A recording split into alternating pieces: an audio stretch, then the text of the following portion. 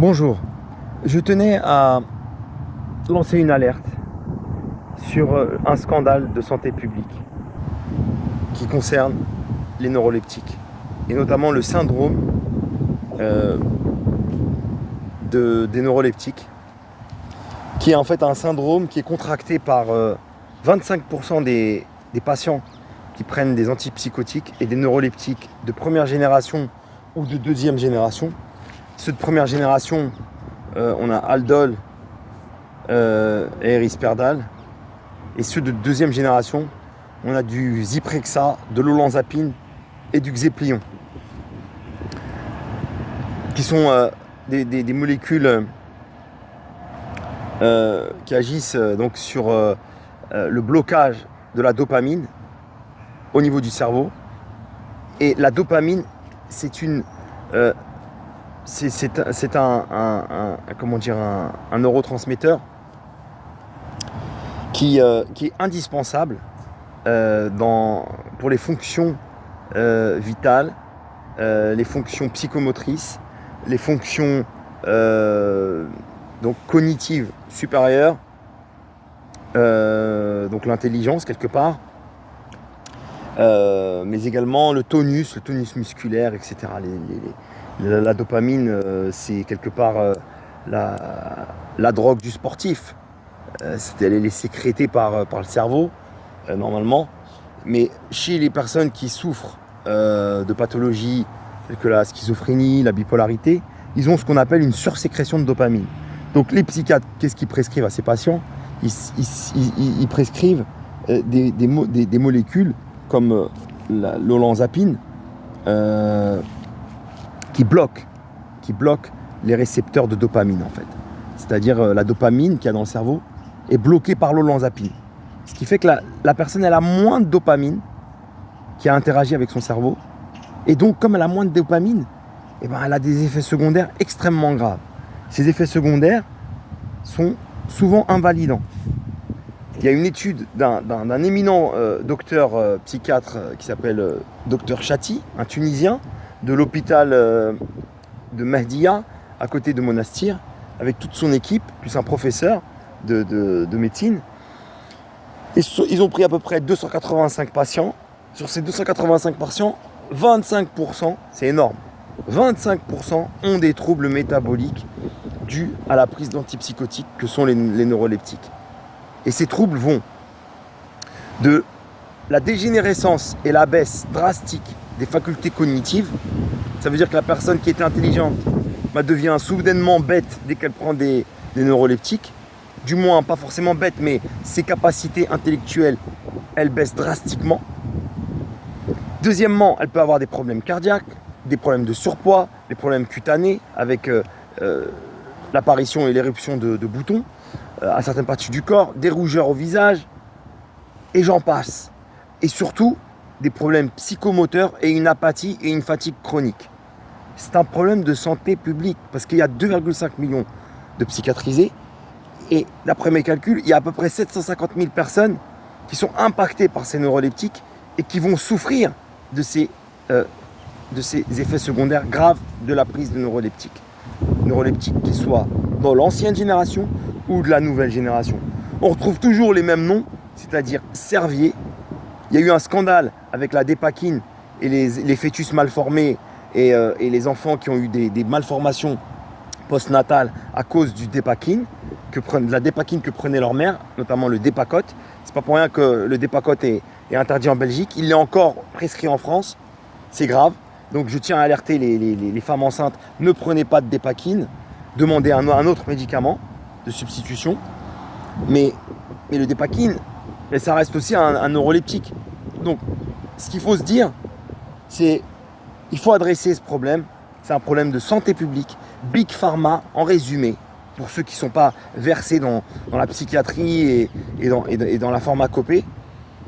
Big Pharma, au premier rang desquels Servier, qui est défavorablement connu des services judiciaires pour le scandale de la Dépakote ou de la dépakine, pour le scandale du Mediator, le coupe-faim, qui a provoqué un certain nombre de suicides et de morts subites. là, il y a un troisième scandale, mais qui est passé sous silence. Silence des médias mainstream, silence des psychiatres, complices du Big Pharma, parce qu'ils ont, on va dire, Big Pharma les fait manger, Big Pharma les fait marger, Big Pharma leur fait exister leur cabinet psychiatrique, parce qu'ils prescrivent des neuroleptiques, qui soient d'ancienne génération ou de nouvelle génération, tels que l'Aldol, l'olanzapine, et j'en passe, le Zyprexa par exemple. Et on retrouve toujours Servier. Quand est-ce que les services judiciaires, quand est-ce que la justice va demander des comptes à Servier pour tous les enfants qui vont avoir des problèmes neurologiques parce que leur mère enceinte a pris de l'Aldol, de l'olanzapine. C'est un fléau sociétal. C'est un drame, c'est un scandale de santé publique qui n'est pas adressé ni par le ministère de la Santé, ni par la Première ministre, ni par le président, ni par les psychiatres. Qui va l'adresser? C'est pour ça que je lance un appel solennel à toutes les mères de France, toutes les femmes enceintes, toutes les mères qui souffrent de dépression postnatale, néonatale, et qui prennent ce genre de neuroleptiques. Faites-vous sevrer. Demandez d'autres molécules de substitution. Attaquez en justice les laboratoires Servier. Demandez des dommages et intérêts de 1 million, le maximum, 1 million d'euros par mère enceinte, par mère qui a un enfant qui souffre de problématiques, de syndrome, de syndrome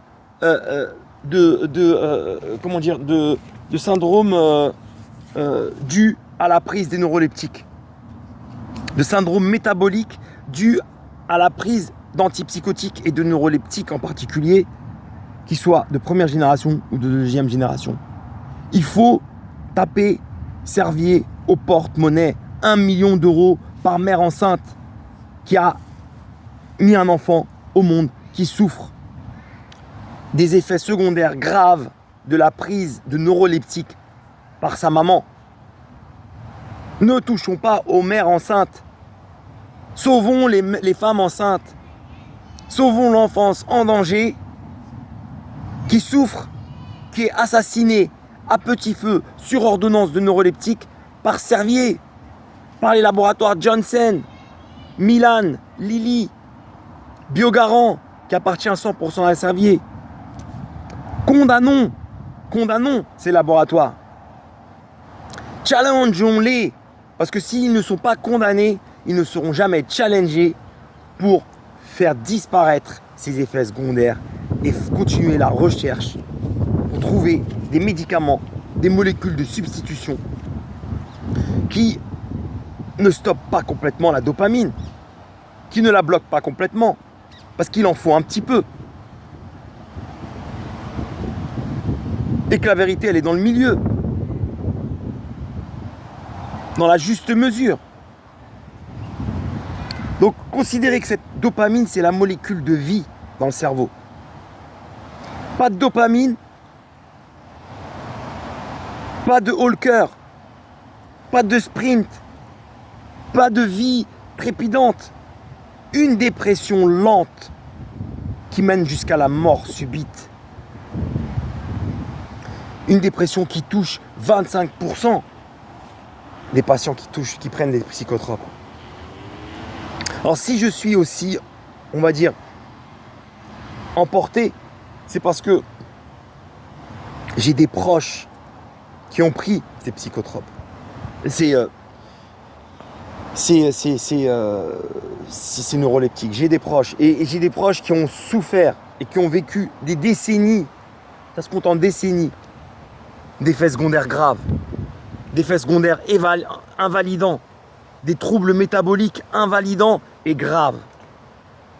Quand est-ce que les Français, les Françaises en particulier, les mères de famille, les femmes enceintes, les femmes qui ont des problématiques de dépression, quand est-ce qu'elles vont prendre à bras le corps ce combat contre Big Pharma pour ne plus subir ces assassinats en silence de Servier, des laboratoires pharmaceutiques, à l'endroit de personnes qui souffrent de troubles du comportement.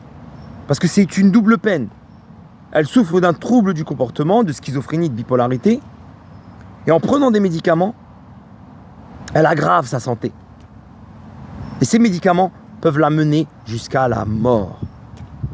Jusqu'à, je dirais, une apathie et un état de zombie.